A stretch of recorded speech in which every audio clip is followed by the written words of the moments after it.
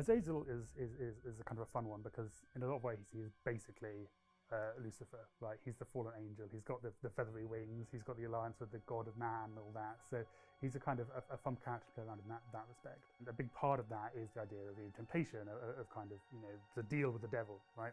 We kind of touched on some aspects of that in the Nakari campaign with some of the features like, seducing units and sort of influence, and we kind of wanted to bring that across to Azazel, but we also wanted to explore how that kind of works within the context of chaos, right? So he's gathering up these Undivided champions and he's saying, well, if you serve Slaanesh rather than Khorne or Nurgle, this is what you get. This is the kind of, gift that I'm offering you.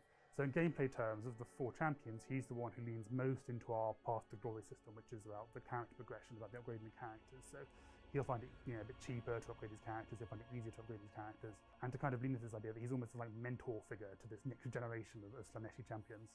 Azazel's really flexible. He's a really good pick for Slaanesh because he can fly. Previously they didn't have a flying lord. He is a bit of a can opener. He's got this kind of armor-piercing quality to him. He's also very, very good at casting. He's a Lord of Slaanesh caster.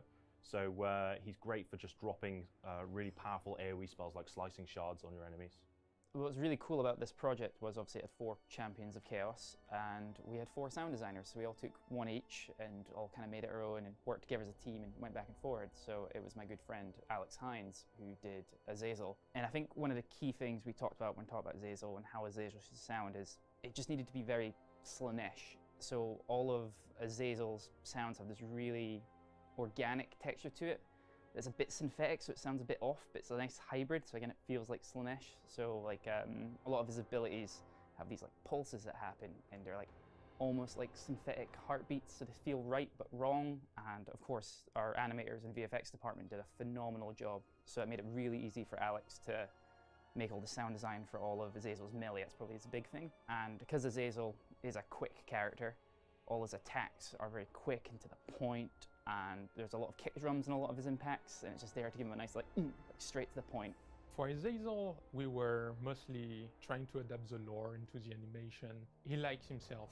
From his point of view, he's the most beautiful thing in the earth. He's trying to show off while he kills people. His speed and his skill are his best assets on the battlefield, and that's what we showed in his animation.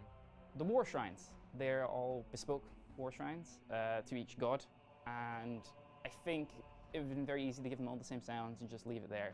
And it's giant chaos monsters carrying giant metal shrines essentially.